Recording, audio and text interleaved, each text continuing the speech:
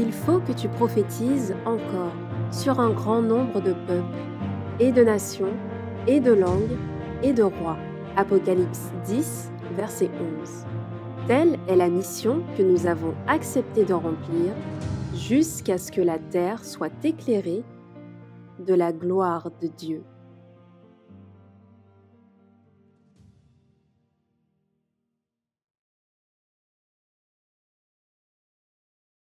Eh bien, je dis bonjour à chacun.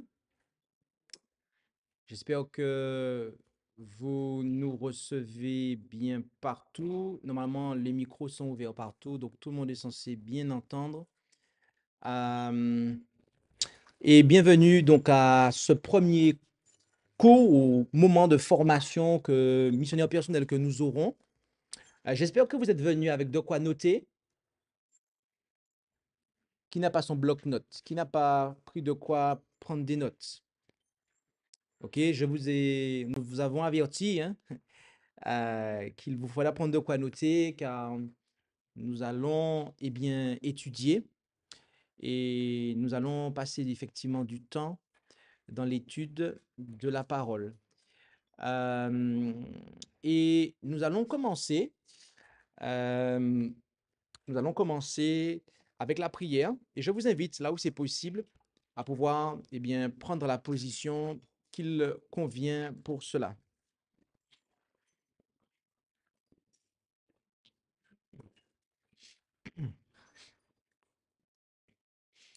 Notre Dieu, notre Père céleste, nous voulons te remercier pour cette opportunité que tu nous donnes une fois de plus de pouvoir nous présenter devant toi.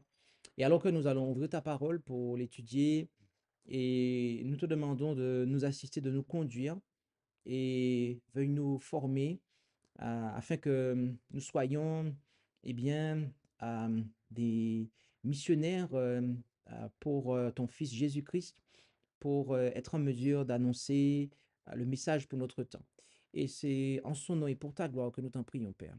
Amen.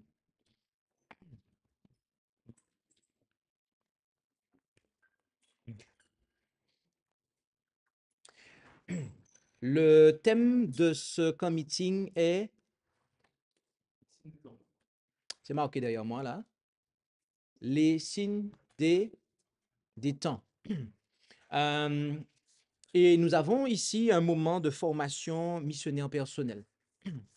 Euh, un missionnaire, c'est quelqu'un qui, par définition même, bien, a une mission à accomplir. Quelle est la mission?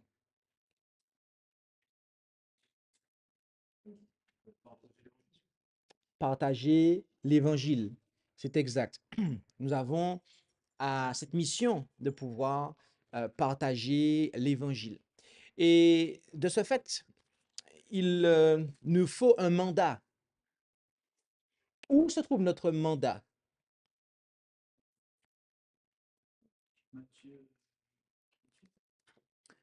Matthieu, effectivement, Matthieu 28, à partir du verset 18, tout à fait. On peut effectivement voir le mandat ici, où il est dit, euh, et où Jésus, bien, déclare, Jésus s'approchant leur parla et leur dit, toute puissance m'est donnée dans le ciel et sur la terre. Allez donc et instruisez toutes les nations, les baptisant au nom du Père, du Fils et du Saint-Esprit, et leur apprenant à garder tout ce que je vous ai commandé. Et voici, je suis avec vous tous les jours jusqu'à la fin du monde. Amen. Donc, on a là le mandat évangélique, le mandat pour le début de l'Église chrétienne, d'accord? Le mandat que Jésus a donné alors qu'il est rentré dans, alors qu'il allait entrer dans le lieu saint. Voilà le mandat qui a été communiqué. Est-ce que c'est clair pour tout le monde? OK?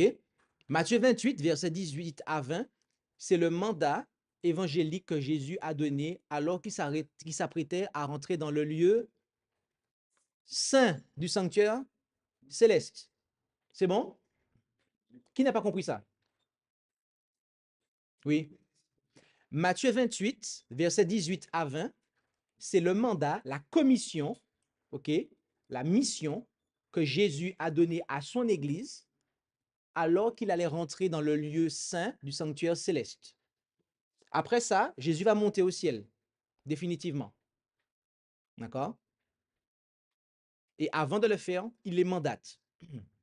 Avant d'entrer dans le lieu saint, il mandate son Église pour annoncer l'Évangile. C'est clair pour tout le monde? Alors, ce n'est pas une prédication, c'est vraiment un cours. Donc, si vous avez des questions, n'hésitez pas à lever la main. OK? D'accord. Maintenant, quand nous avançons dans l'histoire chrétienne, eh bien, nous apprenons, que il y a un autre mandat qui a été communiqué, d'accord, alors que Jésus-Christ, eh bien, s'apprêtait à rentrer dans le lieu très saint du sanctuaire céleste. D'accord? Est-ce que vous savez quel est ce mandat et où est-il? Non, pas toi, pas toi. Il y en a un qui a les réponses. Lui, il pourrait quasiment être enseignant ici. Le message des trois anges? Ah, alors, on pourrait effectivement dire que c'est ça, mais en réalité, c'est même pas ça. Parce que le message des trois anges, c'est ce qu'il faut prêcher. Mais où est le mandat pour prêcher ce message? Où est le mandat? Eh oui, il faut se poser la question, où est le mandat? J'aimerais savoir ici, qui est-ce qui est un adventiste du septième jour? OK? Vous avez pas levé la main? OK. Vous êtes des adventistes du septième jour. Ah, j'ai une question à vous poser. Pourquoi vous êtes des adventistes du septième jour?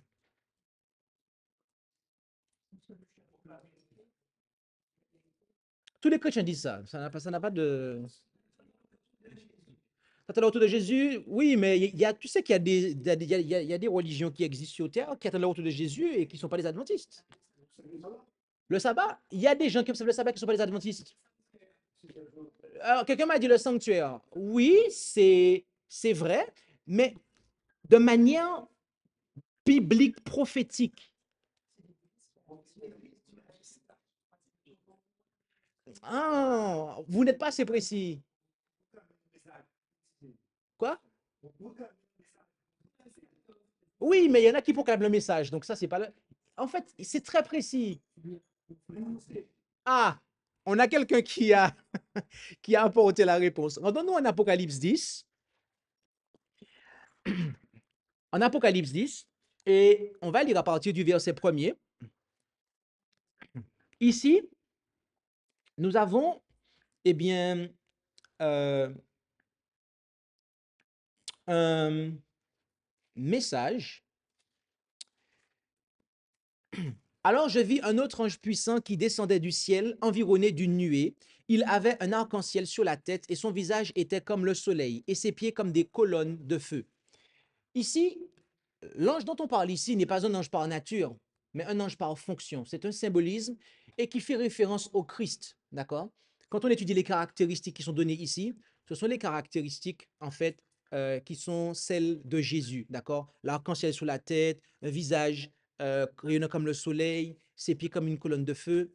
Ça, ce sont les caractéristiques du Christ, en fait, glorifié, d'accord? Donc, c'est Jésus ici. On se réfère aussi au Christ comme étant l'ange de l'alliance en Exode 23.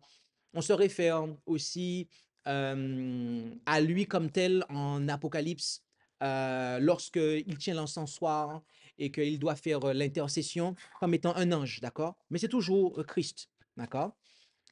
Qui est symbolisé ici. Et on nous dit qu'il tenait à la main un petit livre ouvert et il mit le pied droit sur la mer et le gauche sur la terre. Et il cria à haute voix comme un lion qui rugit. Et après qu'il eut crié, les sept tonnerres firent entendre leur voix. Et quand les sept tonnerres eurent fait entendre leur voix, j'allais écrire ce que j'avais, oui. Mais j'entendis du ciel une voix qui me disait, tiens secrètes les choses que les sept tonnerres ont dites et ne les écris point. Et l'ange que j'avais vu se tenant sur la mer et sur la terre leva la main vers le ciel et jura par celui qui vit au siècle des siècles, qui a créé le ciel et les choses qui y sont, la terre et les choses qui y sont, et la mer et les choses qui y sont, qu'il n'y aurait plus de temps. Alors, il faut que l'on puisse s'arrêter ici un instant, parce que on nous dit que il avait dans sa main quoi? Un petit livre. Un petit livre qui était quoi? Ouvert, d'accord? Et le message qui suit celui-là, c'est que après cela, il n'y a plus de temps. OK? De quel livre s'agit-il ici?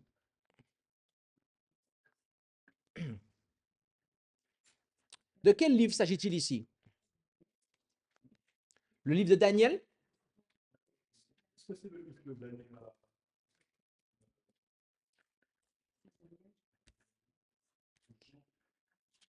Quel livre l'ange tient-il dans sa main? Jésus-Christ. Quel livre tient-il dans sa main à ce moment-là?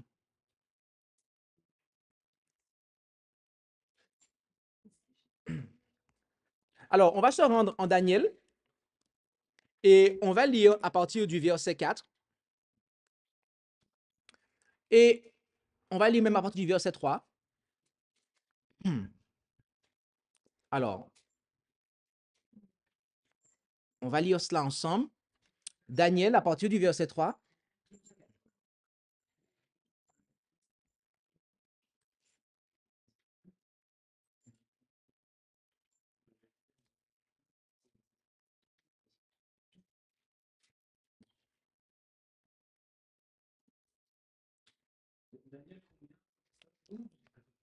Daniel 12 à partir du verset 3. Et il nous est dit ceci.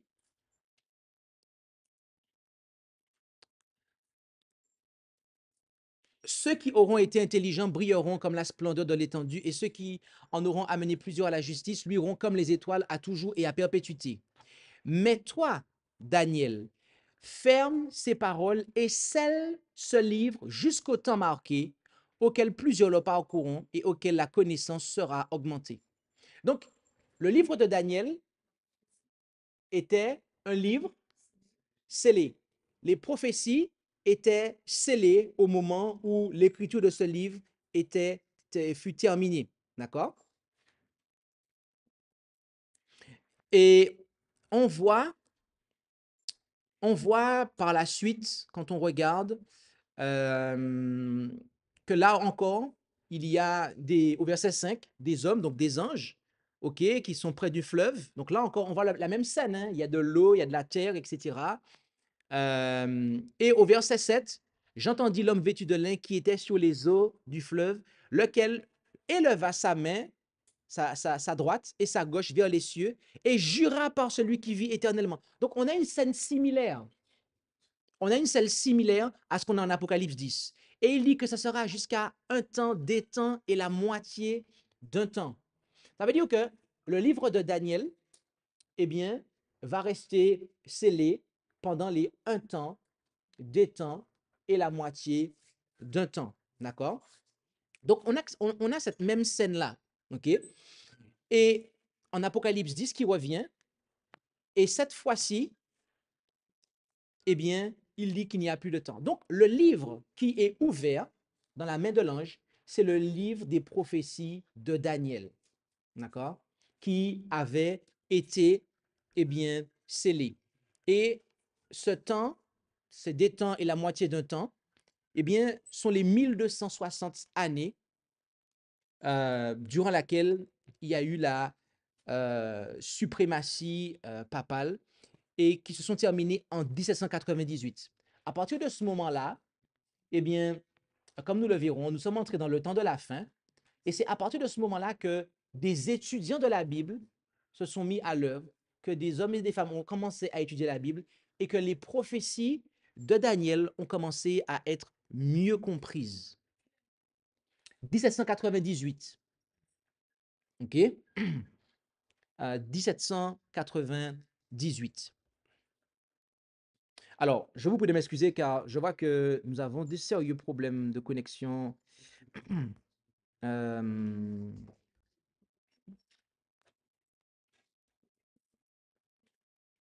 OK, donc le problème a été résolu, gloire à Dieu, parce que c'était perturbant. Donc nous disions, qui peut me faire un résumé de ce qu'on a vu jusqu'ici? Oui.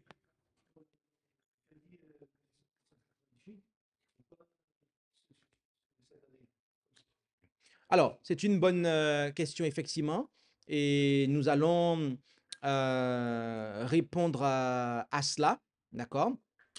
On va répondre à cela. Euh, alors, donnez-moi juste un instant que je prépare l'affichage, car je ne comptais pas y répondre tout de suite, mais on va répondre aux questions comme elles arrivent. OK. Alors,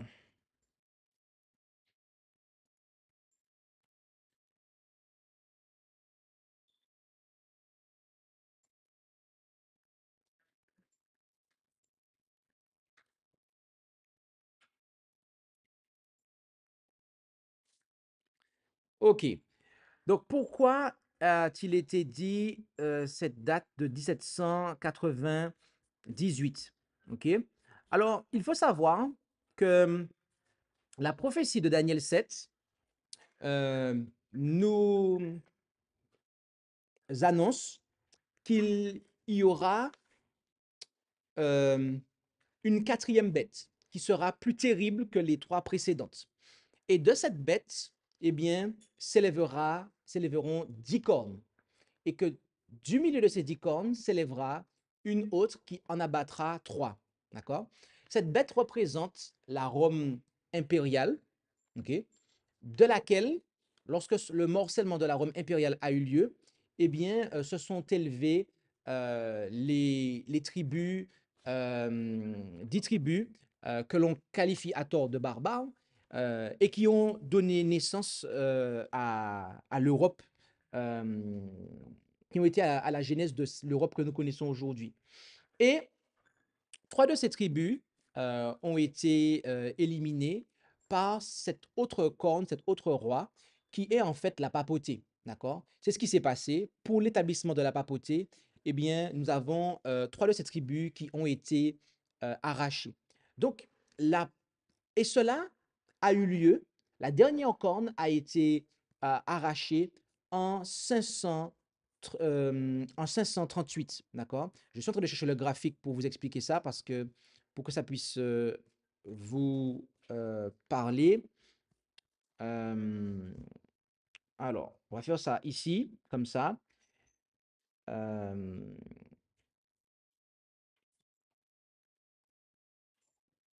ok,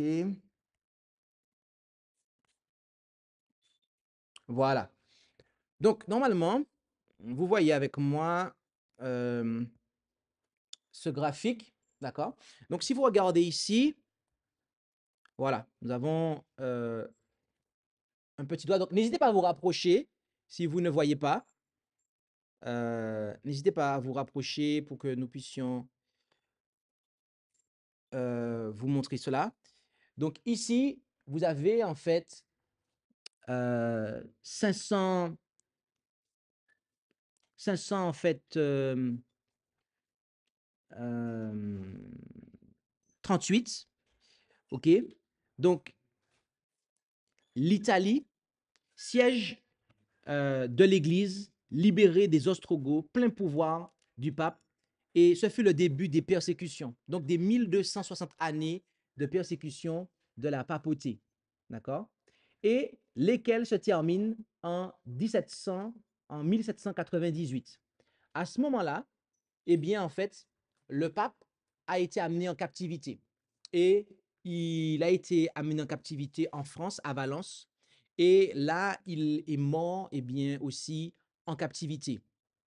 D'accord? Donc, cela s'est accompli comme la prophétie biblique l'avait dit. On a un temps, des temps et la moitié d'un temps, soit 1260 jours ou 42 mois, d'accord? Ces prophéties sont présentes dans la Bible, comme on les voit ici, ok? Et donc, on a cette explication qui est donnée, d'accord? Selon la base des textes qui nous expliquent qu'un jour équivaut à une année. Et donc, euh, lorsque vous faites les calculs, eh bien, vous avez cette compréhension-là qui est communiquée. Et je suis en train encore de chercher pour vous.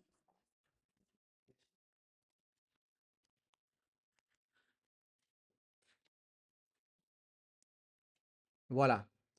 Lorsque vous regardez ceci, alors c'est pas ça, c'est... Alors ça a bugué, désolé. Malheureusement. Voilà. Ok, donc vous avez ici donc un temps, des temps, la moitié d'un temps. Donc un temps, c'est une année, soit 360 jours, des temps, 2 ans, soit 720 jours, la moitié d'un temps, 6 mois, soit, eh bien, 180 jours. Donc cela vous donne 1260 jours prophétiques ou année littérale. Et 42 mois, c'est pareil. C'est 1 mois 30 jours, 42 mois 1260 jours. Donc c'est pareil, ce sont des années littérales. Et on a la même chose pour la période qui est présentée dans la Bible comme étant 1260 jours. D'accord? Donc, est-ce que c'est plus clair? Est-ce que la réponse a pu être apportée? Qui n'a pas compris ça? Parce que ça c'est important. C'est vraiment fondateur. Parce que vous savez, il y a des gens qui aujourd'hui remettent ça en question. Vous avez aujourd'hui même des, comme on l'a vu dans la présentation hier, et on va en fait approfondir ça. Parce que hier, on a passé en revue les choses, on a fait une vision globale, mais là, on va rentrer en profondeur pour bien établir ces choses-là.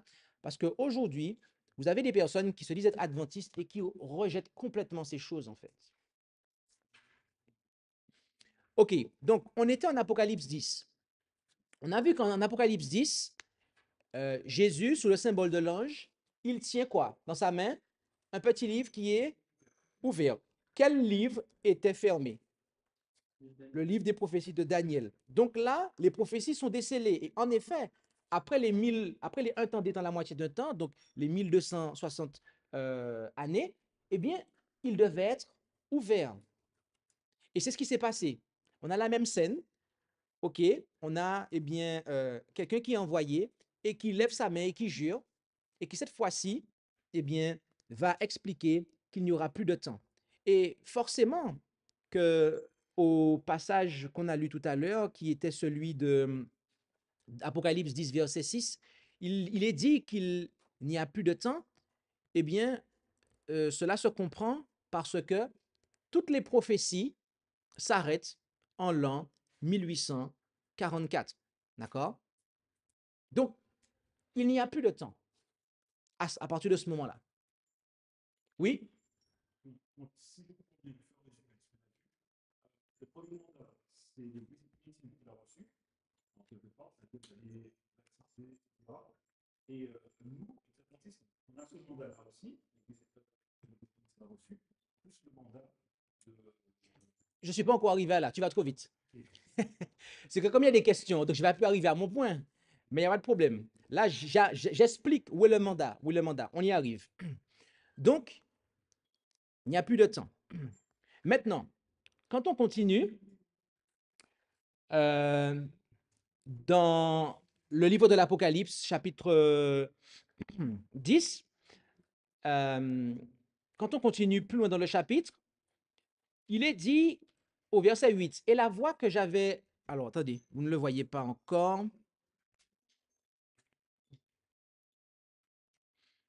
Et la voix que j'avais ouïe du ciel me parla encore et me dit, va, prends le petit livre ouvert qui est dans la main de l'ange qui se tient sur la mer et sur la terre. D'accord? Donc là, à qui parle-t-on? À Jean. On lui dit d'aller vers l'ange, de prendre le petit livre ouvert qui est dans sa main. C'est quoi ce petit livre ouvert? les prophéties du livre de Daniel qui étaient scellées et qui, à compter de 1798, sont ouvertes à la compréhension. À partir de ce moment-là, la connaissance augmentera. C'est ce qui nous est dit en Daniel 12. Quand on parle de la connaissance ici, c'est essentiellement et avant toute chose la connaissance prophétique. Il y en a qui vont étendre ça, dire que oui, la connaissance, on sait plus de choses et compagnie, compagnie. Oui, mais c'est pas ça dont on parle spécifiquement parlant, en fait. On parle essentiellement parlant et principalement parlant de la connaissance prophétique. C'est ça le sujet, en fait, du verset. Et donc, qu'est-ce que j'en fais au verset 9? Je m'en allais donc vers l'ange et je lui dis, donne-moi le petit livre. Et il me dit, prends-le et le dévore. Il te causera de l'amertume au ventre et dans ta bouche il sera doux comme du miel. Je pris donc le petit livre de la main de l'ange et je le dévorai et il était doux dans ma bouche comme du miel. Et quand je l'eus avalé, il me causa de l'amertume dans le ventre. Cela représente Cette expérience-là que Jean a eue représente l'expérience des adventistes millérites, d'accord? Qui, effectivement, à compter de 1798, on a des hommes et des femmes qui se sont mis à étudier les prophéties de Daniel, qui les ont comprises et qui sont arrivés à la conclusion que, à l'issue de la période des 2300 soirs et matins, eh bien que Jésus, il allait se passer quelque chose, et ce quelque chose qui allait se passer, d'après les calculs prophétiques, selon eux, ça serait que Jésus-Christ reviendrait sur la terre. Mais ce qui s'est passé, c'est que bien que les calculs étaient justes, ils se sont trompés quant à l'événement. Et donc, ils ont annoncé avec joie que Jésus-Christ allait revenir. Ils étaient dans la joie, contents de ce que, enfin, ils allaient quitter cette terre et que Jésus-Christ allait venir les chercher et qu'ils allaient être pour toujours avec lui. Donc, on voit que quand ils ont étudié ce livre, cette prophétie du livre de Daniel, donc autrement dit, lorsqu'ils ont mangé le petit livre, ça a été doux dans leur bouche. OK? Mais en 1844, Jésus n'est pas revenu. Et là, on passe de la douceur dans la bouche à de l'amertume dans les entrailles. D'accord? Et certains, face à cela, eh bien, ils se sont dit qu'ils ont été trompés. Ils se sont dit que l'expérience des adventistes millérites, c'était quelque chose qui, eh bien, Dieu n'était pas dans cela. D'accord? Ben, si, Dieu était dans cela, puisque Dieu avait déjà annoncé que ça allait arriver, en fait. Dieu l'avait déjà annoncé. Et il y en a qui ont quitté la foi, il y en a qui ont cessé de croire, qui ont rejeté la compréhension des prophéties datées. Mais ils se sont trompés, non pas quant aux dates, mais quant à l'événement qui devait se produire. Et après, ils l'ont compris.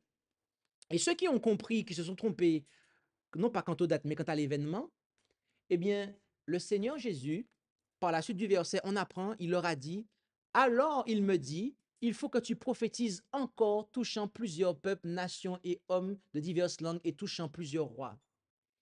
Les adventistes millérites qui n'ont pas rejeté leur compréhension des prophéties, d'accord, mais qui ont compris que Jésus-Christ n'allait pas venir sur terre, mais qu'il allait passer du lieu saint au lieu très saint, eh bien, ils ont compris qu'il restait encore un autre message à annoncer, celui du troisième ange. Ils avaient prêché le message du premier ange, ils avaient annoncé celui du deuxième, mais ils n'avaient pas compris qu'il y avait un autre ange, un autre message qu'ils devaient annoncer. Et donc, c'est ce qui s'est passé. Donc, nous avons ici la commission évangélique avant que Jésus ne rentre dans le lieu très saint du sanctuaire céleste, en fait, qui est donnée ici. Elle a été donnée avant, mais ils l'ont comprise après. Ils l'ont comprise après. Je vous ai vu, ne vous inquiétez pas. Donc, on a une commission qui est en Matthieu 18, versets 19 et 20, qui concerne le début de l'Église chrétienne et qui est aussi valable pour nous. D'accord? Mais on a un renouvellement de cette commission actualisé pour le peuple de Dieu à la fin des temps. Et ça, bien aimé, il nous faut bien comprendre cela parce que être un adventiste du septième jour, c'est la réponse à un appel prophétique. Il y en a qui sont des adventistes du septième jour parce que leurs parents les ont éduqués comme ça. Il y en a qui sont des adventistes du sixième jour parce que oh, ils aiment bien le sabbat. Il y en a qui sont des adventistes du sixième jour parce que, pour diverses raisons. Mais bien aimé, être un adventiste du septième jour, c'est la réponse à un appel prophétique. Moi, je ne peux pas être baptiste, pentecôtiste, dans n'importe quelle religion, parce que Dieu n'a pas appelé les hommes là, en fait. L'appel de Dieu, il se trouve ici, et c'est à prophétiser, d'accord? C'est à rester sur les prophéties datées qui ont été données et à continuer à prophétiser en annonçant le message des trois anges. Dieu nous a dit où est-ce qu'on doit être. Il nous a dit où est-ce qu'on doit être. Il nous a dit ce qu'on doit enseigner. C'est prophétiser, en fait. Alors, une question, oui.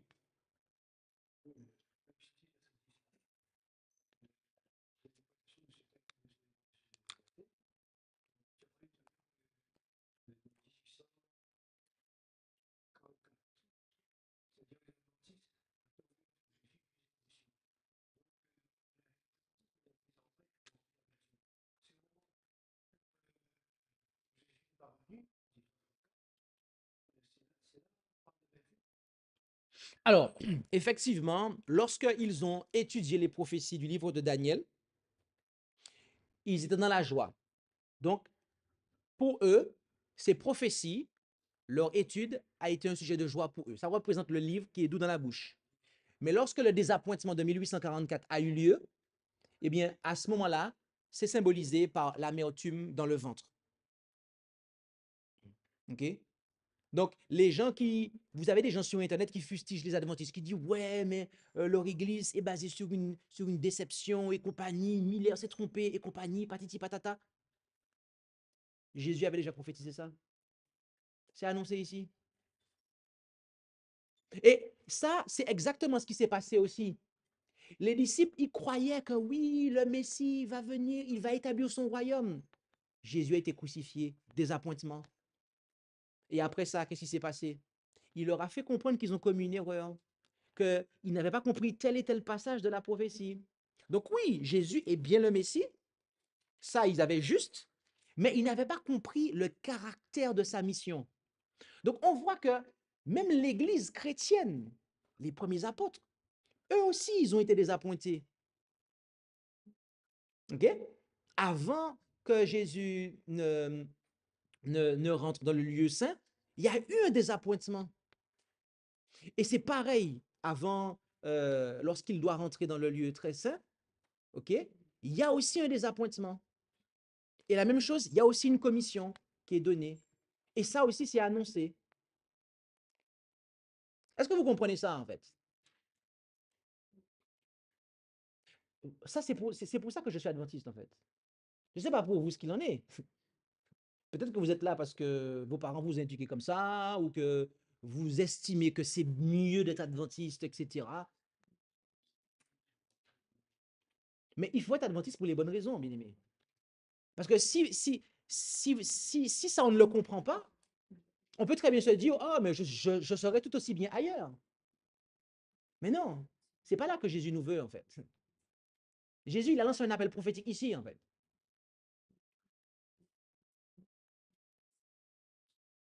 Est-ce que c'est bon pour tout le monde? Est-ce que vous comprenez, du coup, la mission, c'est quoi? Et d'où émane l'appel? Jésus-Christ lance l'appel. L'appel est lancé pour notre époque ici. La commission est renouvelée ici. Et donc, la mission, c'est de.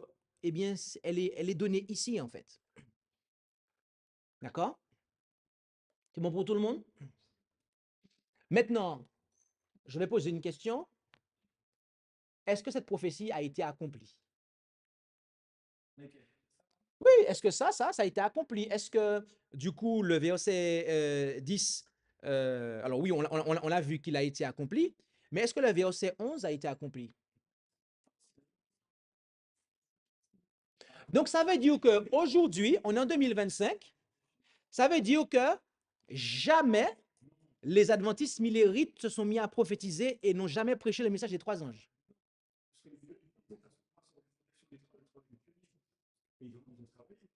Mhm.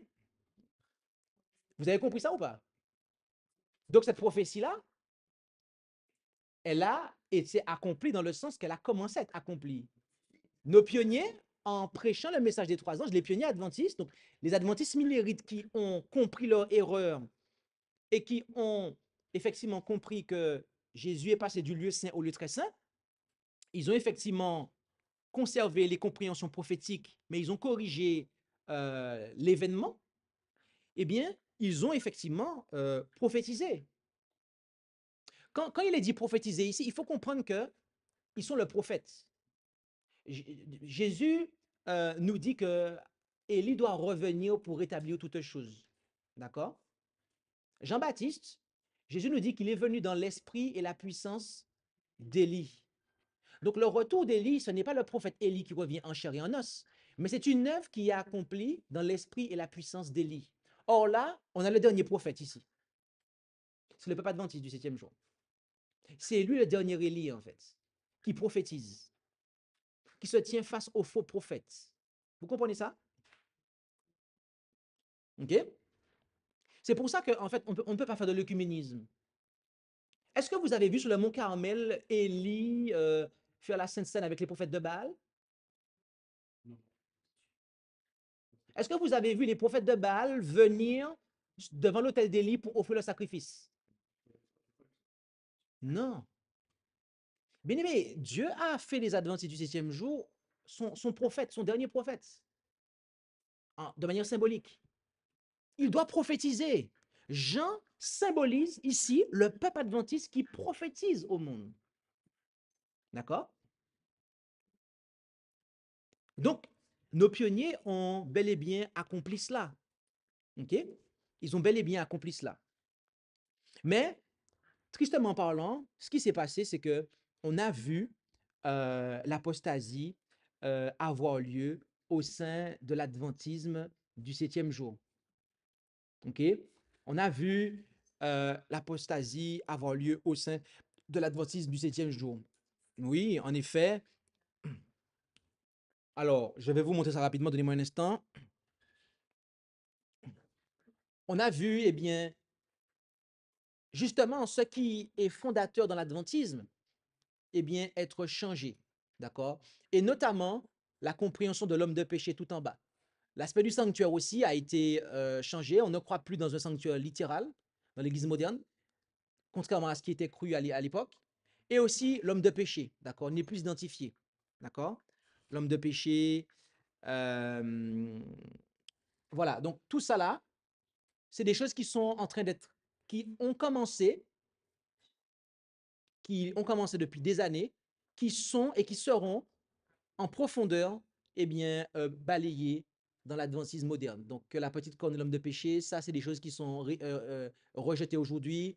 Pareil, la petite corne, l'homme de péché, l'antichrist, la bête qui monte de la mer, on efface, la papauté est gommée, en fait. Et lorsque vous gommez la papauté, vous devez réviser toutes les prophéties, ok, qui, eh bien, ont amené les adventistes jusqu'en 1844. Oui, il y a des questions. Tu as demandé tout à l'heure ce que ça s'est réalisé. Les pionniers ont réalisé le message, l'annonce du message du poisson. Mais en fait, les pionniers ont surtout prêché les premiers et deuxième messages. Ils n'ont pas prêché le troisième. Parce que le troisième, c'est la croissance de la bête, le divorce, etc. Ça, c'est pas encore réalisé. Donc, effectivement, c'est partiellement, ça s'est accompli, le troisième est à venir. Et lorsque le troisième, on dit que le troisième est à venir, est-ce que le troisième est seul ou le troisième inclut les trois? Alors, merci pour ta question.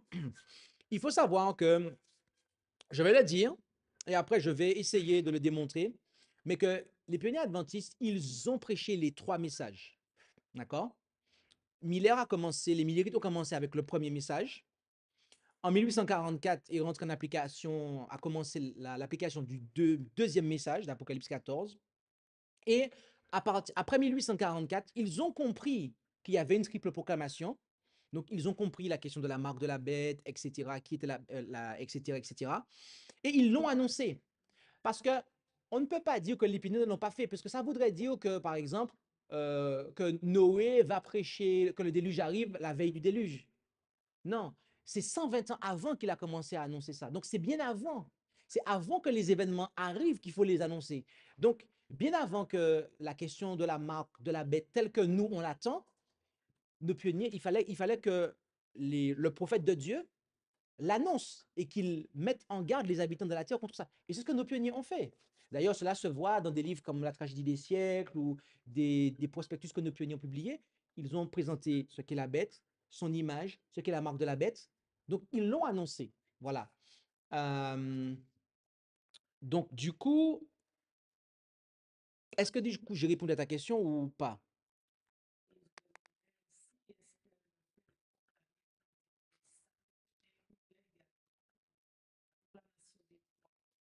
Alors, oui, en fait, quand on nous dit que en Apocalypse 14, quand on regarde Apocalypse 14 au verset 8, on voit une chose ici, c'est que et un autre ange le suivit. Donc, il suit le premier au verset 7. Au verset 3, au verset 9, on nous dit un troisième ange les suivit. D'accord?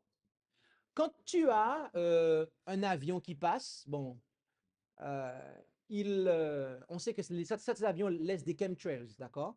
OK? Et que tu as un autre avion qui le suit, en fait. Et puis que tu as un troisième avion qui le suit. Quand ils seront passés, tu verras, en fait, 3 bandes. D'accord? Donc, le message du deuxième ange, il suit le premier. Donc, il est annoncé avec lui, il l'accompagne. Et c'est la même chose. Le troisième ange, après, il accompagne les 2 premiers.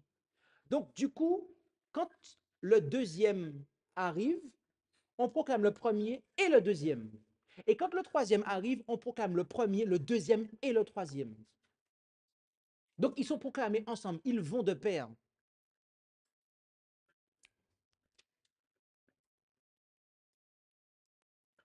Désolé, il y a des perturbations techniques. C'est bon, j'ai répondu à ta question. Est-ce qu'il y a des questions par rapport à ça? Alors, je ne vous ai pas dit, mais il y aura une interrogation surprise. Hein. Donc, vous avez intérêt à prendre des notes, à bien suivre, parce que vous êtes susceptible d'être appelé au tableau pour faire un résumé devant toute la classe. Oui. Vas-y. Par rapport à? Uh-huh.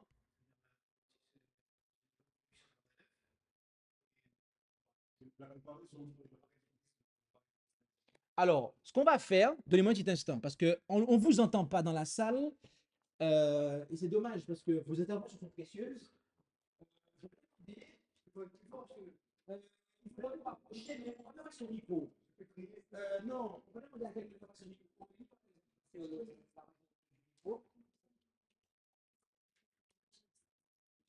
Je suis pas sûr qu'on va le trouver. Vas-y Aurélie, tu peux faire passer le micro?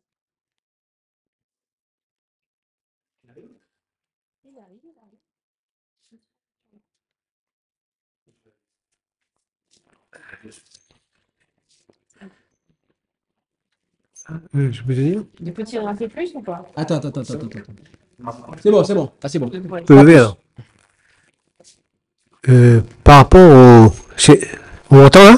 Ouais, on s'entend très bien, tu peux y aller. Le tableau de gauche, principe fondamental 1889, où il est marqué le sanctuaire céleste est littéralement composé d'un lieu saint et d'un lieu très saint. Et à droite, c'est marqué le sanctuaire céleste n'a littéralement pas de lieu saint et de lieu très saint. Donc, ça veut dire que il y a une catégorie qui ne croit pas que dans le ciel, il y a un lieu très saint, lieu saint et lieu très saint. On avait discuté ça ce matin. Hein? Mais, par exemple, à droite, si vous parlez des adventistes du 7e jour, par exemple comme nous, hein, moi je prends mon cas, mais on croit ce qu'il y a là-bas. C'est-à-dire qu'on confirme qu'il y a un lieu très saint et un lieu très saint. Alors je vois pas qui ne croit pas. Enfin, je sais pas qui ne croit pas à ça, parce qu'à droite, ça concerne ceux qui ne croient pas. Voilà. Ok. Alors, Mais merci beaucoup pour ton intervention, car elle est précieuse. Il me permettra de clarifier des points. Ce qu'il faut savoir, c'est que regardez qu'en bas là, il y a des vidéos qui sont mises. D'accord? Il y a des liens de vidéos. D'accord? Ce document-là, vous pouvez le trouver sur Internet. Ce document-là, vous pouvez le trouver sur Internet. D'accord? Vous allez sur le res.org, croyance, guide d'études bibliques, et vous prenez les guides d'études bibliques et les principes de 1889, et vous avez le PowerPoint. Vous avez ce PowerPoint-là, en fait. Et ce qu'il y a, c'est que ici, en fait, on a en fait deux présentations là qui sont ici, notamment celle-ci, OK, où dans laquelle, eh bien, on a mis des extraits d'un pasteur théologien qui a été formateur à Collonges, qui a été président de la Fédération France Nord des Adventistes du 7e jour. Et en fait, il a expliqué que dans les croyances fondamentales de l'Église adventiste, voilà, moderne, comme on le dit, eh bien qu'il a montré, regardez, nous ne croyons pas qu'il y a un sanctuaire littéral. Et il a expliqué ça, en fait. Ouais. Et il n'a jamais été radié, il n'a jamais été puni. Au contraire, il a été encensé, il a été adoubé. Les pasteurs qui étaient là, qui ont même été formés par lui et qui sont des responsables à la fédération, n'ont rien dit. Et sa prédication est toujours sur Internet. Donc, en fait, moi, je suis content de savoir que toi, tu crois qu'il y a un sanctuaire littéral. Gloire à Dieu. Oui, le problème, c'est que dans les textes fondamentaux de l'Adventisme du 7e jour, il n'y croit pas. Il n'y croit plus, en fait. Et lui-même, il explique ça. Il s'appelle Richard Lehman, si tu veux le savoir. C'est Richard Lehman. Et donc, il a très clairement dit que l'Église adventiste ne croit pas qu'il y a un sanctuaire littéral dans le ciel. Alors, comme j'ai dit, je suis content de savoir que vous le croyez. Voilà. Ça, c'est une bonne nouvelle pour vous et pour moi. Gloire à Dieu.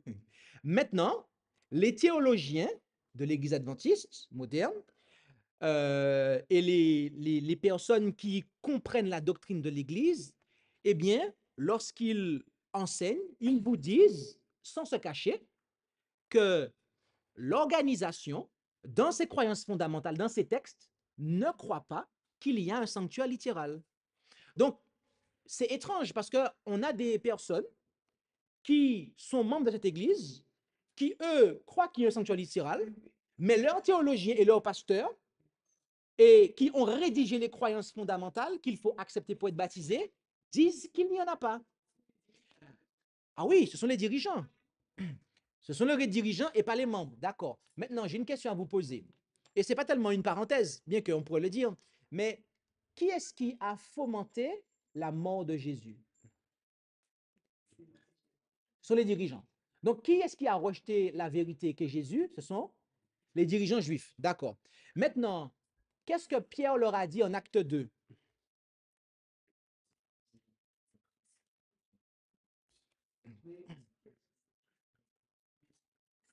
Qu'est-ce que Pierre leur a dit en acte 2?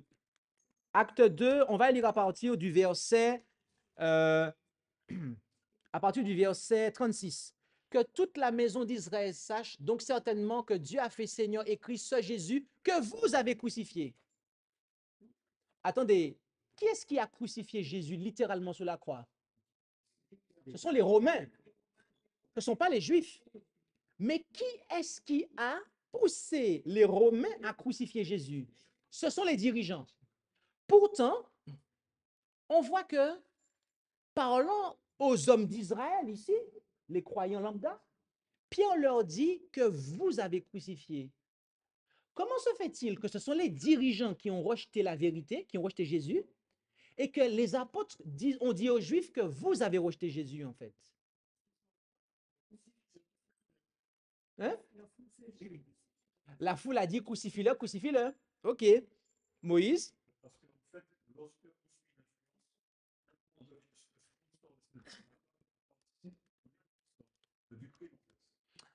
Oui, ça c'est vraiment intéressant. T'es dit?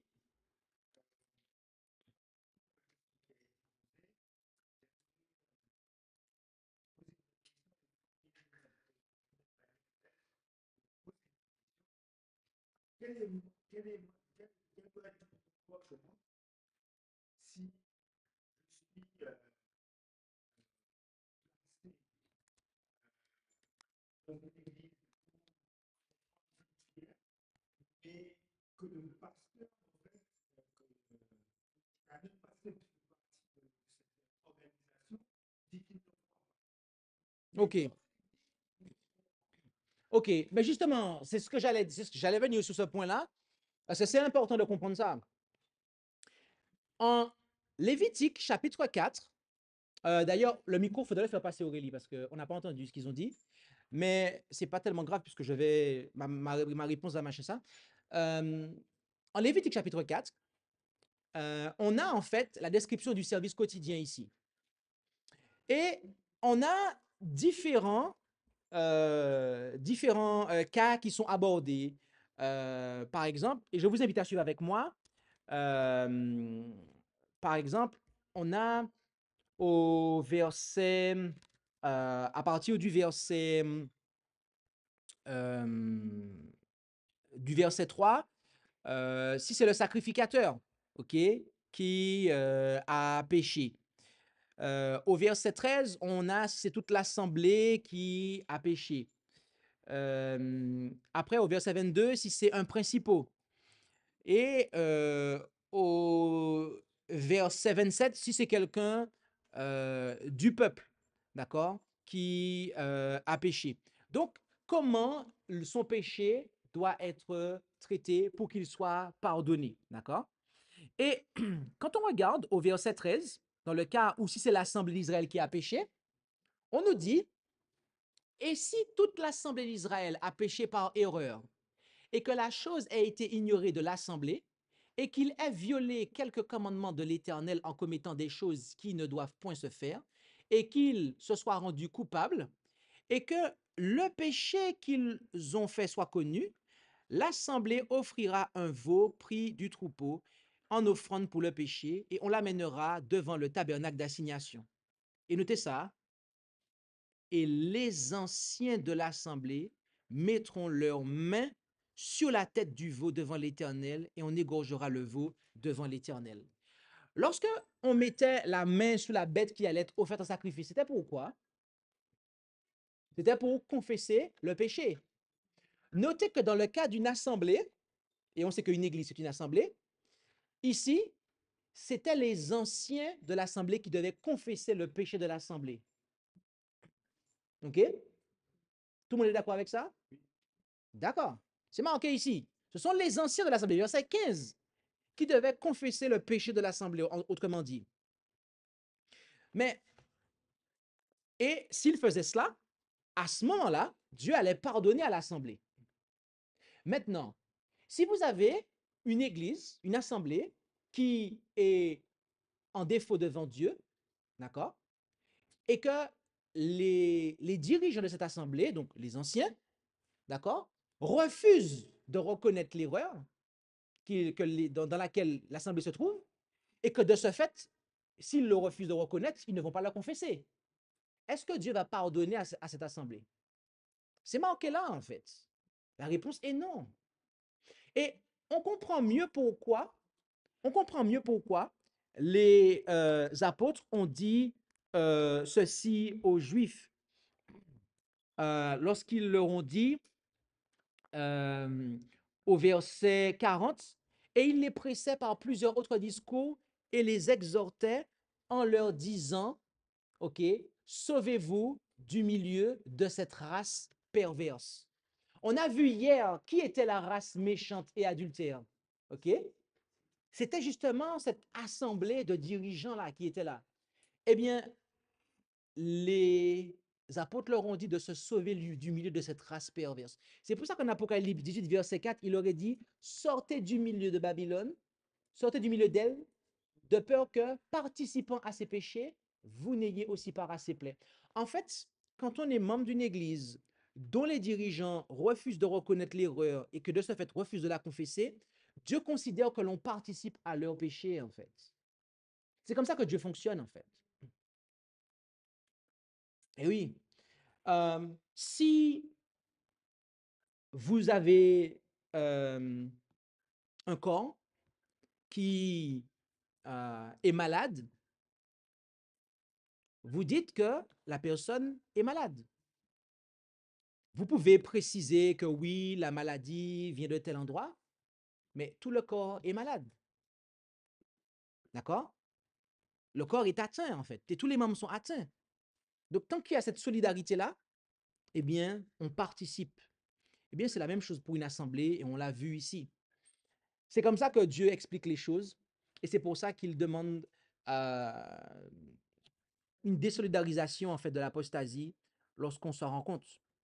On n'est pas seulement redevable pour nous-mêmes, mais Dieu tient compte aussi de ce à quoi on participe, d'accord? De ce à quoi on s'associe. Et si on s'associe à ceux qui promotionnent l'erreur, eh bien, Dieu considère qu'on participe et qu'on a une part avec eux, en fait. Oui, Josué? Ici, il y a des fondamentaux qui ne savent pas, il y a des erreurs dans Uh-huh. S'ils ne savent pas, on peut dire, alors les Juifs, et qu'on a vu tout à l'heure en acte 2, ils n'étaient pas conscients de tout ça. Mais Pierre leur a dit que vous avez crucifié. D'accord? Et cela leur a été révélé, et eux, ils n'ont pas cherché à cacher leur faute. Ils ont dit, mais que ferons-nous? Et il leur a dit, convertissez-vous, soyez baptisés pour la rémission de vos péchés, et vous recevrez le nom du Saint-Esprit. Mais ils ne leur ont pas dit simplement d'être baptisés. Ils leur ont dit, en fait, de se séparer. Ça veut dire que non seulement, en fait, il faut se réengager, mais aussi, il faut se séparer de ceux qui promotionnent l'apostasie, en fait. Et plus tard,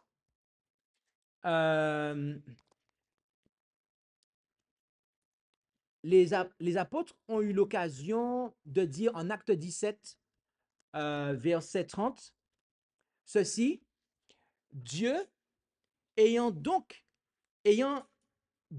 ayant laissé passer ces temps d'ignorance, annonce maintenant à tous les hommes en tout temps qu'ils se convertissent. D'accord? Donc, on peut être effectivement ignorant, mais lorsque l'ignorance disparaît, Dieu nous invite à faire en fonction de la lumière qu'on a reçue. D'accord?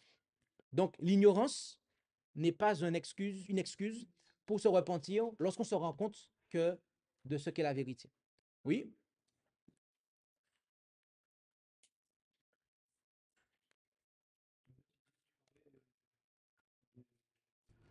Comment on appelle ça?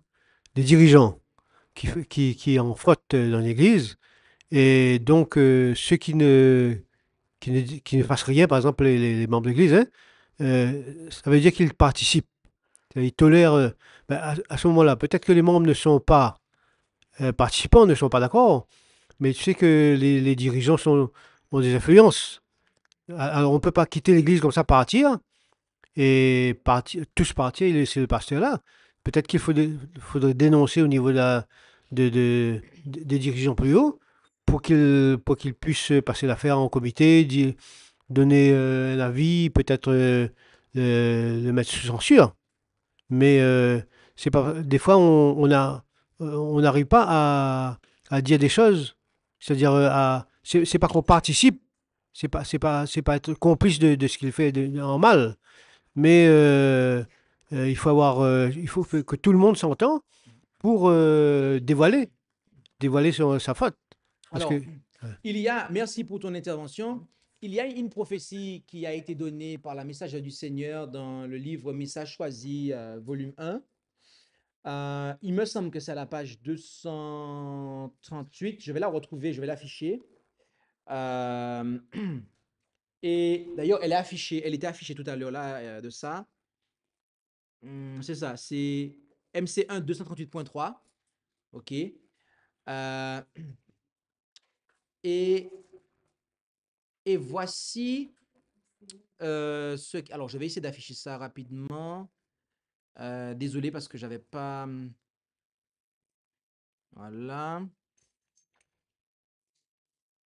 Alors, tac, tac, tac.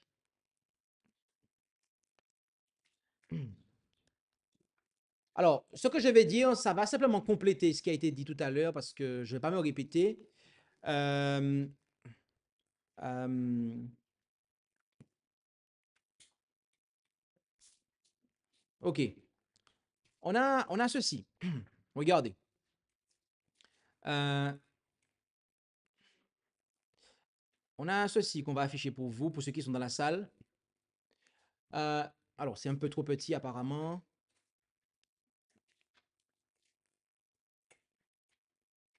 Vous voyez là? C'est bon? L'ennemi des âmes a cherché à introduire la supposition selon laquelle une grande réforme doit avoir lieu parmi les adventistes du septième jour. Cette réforme devrait consister à renoncer aux doctrines qui constituent les piliers de notre foi et entreprendre un travail de réorganisation. Si une telle réforme avait lieu, qu'est-ce qui s'ensuivrait? Les principes de vérité que Dieu, dans sa sagesse, a donnés à l'Église du reste seraient rejetés. Notre religion subirait un changement. Les principes fondamentaux qui ont soutenu l'œuvre pendant les 50 dernières années seraient tenus pour autant d'erreurs. Une nouvelle organisation serait établie. D'accord? Et je me rends compte qu'on est en dehors du temps. Le temps passe très vite. Serait établi. Je termine. OK. Alors, là. OK. Des livres de notre différents seraient écrits. On introduirait un système de philosophie intellectuelle. Les fondateurs de ce système se rendraient dans les villes pour y accomplir une œuvre magnifique. Il va sans dire que le sabbat serait peu respecté, tout comme le Dieu qui l'a établi. Remarquez ça, ce nouveau mouvement ne tolérerait aucune opposition, dit la messagère. D'accord? Bien aimé, cette prophétie-là s'est accomplie. Les doctrines fondamentales de l'adventisme ont été changées, comme on l'a montré tout à l'heure sur le tableau et depuis hier soir aussi. Et est-ce que ça, là, l'opposition de la part des dirigeants, est quelque chose qui peut être vérifié? Parce qu'il a été parlé de dire oui, d'aller voir le pasteur pour que le pasteur puisse changer, compagnie, etc. Alors, je pourrais vous donner des témoignages, et d'ailleurs, je pense que je vais le faire, mais j'aimerais que vous puissiez voir quelque chose pour vous-même, d'accord? Et qui sera de nature à vous montrer que les choses, les choses ne changeront pas, en fait, comme on pourrait le penser. Nous allons essayer de montrer quelque chose rapidement, si nous arrivons à le faire. Si Dieu nous fait grâce de pouvoir le faire rapidement, nous allons vous le présenter, car on fait appel ici à quelque chose qui est dans nos archives. Il faut que nous puissions remettre la main dessus. Mais le point que je veux montrer ici, c'est que dans l'école du sabbat de 2012, qui concernait la Trinité, au tout début de ce questionnaire, il est marqué que si cette doctrine a été un problème pour les premiers adventistes, l'Église adventiste du septième jour moderne a pris position dessus de manière ferme et inflexible. Donc, ils savent en fait que la Trinité, les pionniers adventistes n'y croyaient pas. Ils ont fait ce changement et ils ont dit que ce changement a été fait de manière ferme et inflexible. Et c'est pour ça que toutes les fois que vous avez des adventistes du septième jour, comme moi et d'autres, qui parlent aux dirigeants pour leur dire que l'Église est dans l'erreur par rapport à ce point-là, par rapport à ceci, par rapport à cela, ils ne sont pas écoutés en fait. C'est des gens qui sont radiés, mis de côté par rapport à la divinité, par rapport au sanctuaire, par rapport à ça. Et Richard Lehman, il a prêché sur Internet devant des milliers de personnes. Tous les dirigeants ont entendu ce qu'il a dit en fait. Donc ils savent ce qu'ils font. C'est volontairement qu'ils ont décidé ça en fait. Donc quand vous avez des dirigeants, que ce soit de manière unitaire ou de manière collective, qui en fait refusent d'entendre raison et qui maintiennent le cap, tout ça parce que ça a été voté à la conférence générale, ces croyances-là ont été votées à la conférence générale. Bah, si vous voulez rester, vous restez. Mais moi, je me suis rendu compte qu'ils sont bornés et qu'ils ont un agenda. Ah ben, on les laisse faire leur agenda. Romain, avec le micro. Oui, il me semble aussi que dans cette citation, ils disent que ça changerait la nature de l'Église de changer, de renier de se renier par rapport à la Trinité. Et ça équivaut à ce qui est dit en fait là dans le texte en fait. C'est ça, qu'il y aurait une nouvelle organisation et que c'est ça, de rentrer dans une nouvelle organisation équivaudrait à de l'apostasie. c'est Donc en ça. fait, ils acceptent, dans leurs propos, ils disent en fait qu'ils sont dans une nouvelle organisation, Alors, restons groupés, s'il vous plaît. donc dans une nouvelle église. Alors ils vont pas dire qu'ils ont apostasié, mais nous on le voit finalement puisqu'ils ont changé les principes fondamentaux. Et ils ne veulent pas changer la nature de leur église, en fait. C'est-à-dire qu'ils sont voilà, fermes sur ça et ils ne reviendront jamais en arrière pour. La nature de leur nouvelle religion qu'ils ont Oui, établie. oui. C'est ça. C'est tristement ça, malheureusement. Est-ce qu'il y a d'autres points? Parce qu'on va reprendre tout à l'heure, parce que le temps est arrivé à son terme. On va s'évertuer à respecter le timing. Mais en tout cas, je vais vous l'afficher tout de suite rapidement parce que j'ai retrouvé le truc.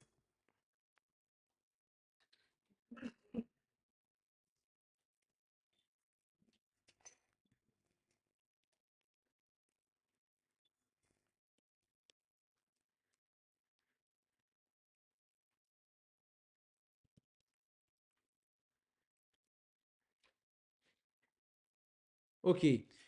Donc, ça, je vous le montre rapidement en coup de vent. OK.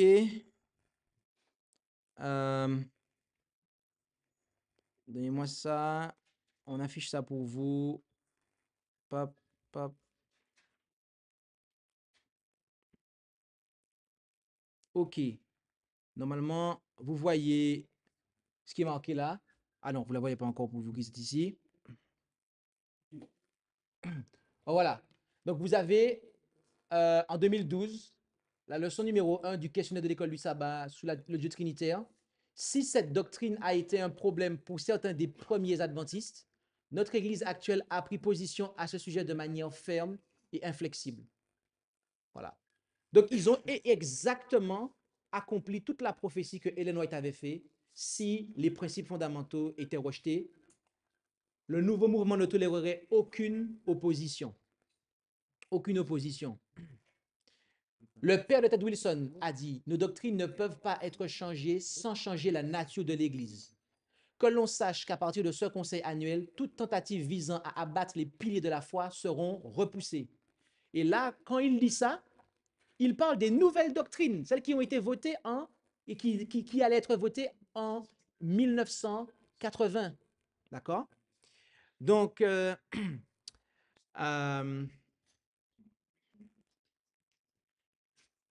voilà. Nos doctrines ne peuvent pas être changées sans changer la nature de l'Église. C'est ce que déclara le père de Ted Wilson. Et, et il a dit aussi que lorsque la convention s'est terminée par un banquet au cours duquel Robert Muller, secrétaire associé des Nations Unies, son épouse Margarita, l'accompagna et ils découvrirent qu'il existe une autre organisation universelle et véritablement catholique, l'Église adventiste du 7e jour. Voilà. Et ils ont dit ça l'année où ils ont voté la Trinité, qui est le Dieu de Rome. Le père de Ted Wilson a dit ça. Hein. Alors, comme quoi, Daniel Millard n'a pas pris ça très loin. Tel père, tel fils. On va prier. Je vous invite à pouvoir prendre la position qui convient pour la prière. On va faire une pause et on va revenir.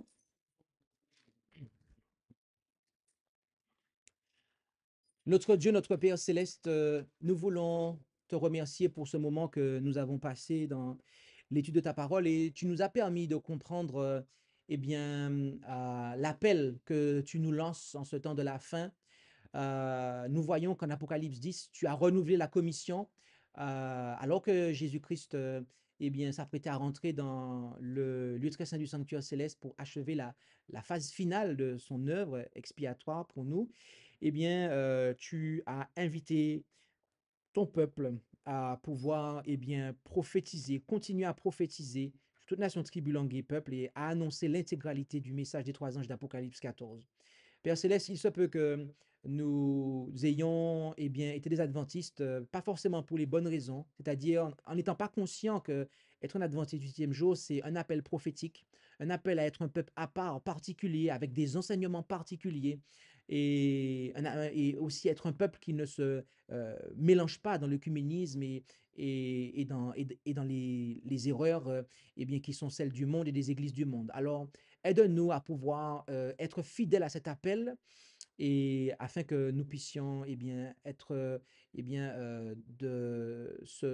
ensemble ce prophète pour le monde en cette fin des temps. Et nous t'en prions au nom de Jésus et pour ta gloire, Père. Amen. Merci d'avoir écouté cette présentation. Si vous souhaitez prendre part à la mission que Jésus-Christ confia à notre Église, contactez-nous via les coordonnées présentes sur la page à propos de notre chaîne YouTube à ASJH 1889 France@gmail.com ou via notre page Facebook @ASJH 1889 de France.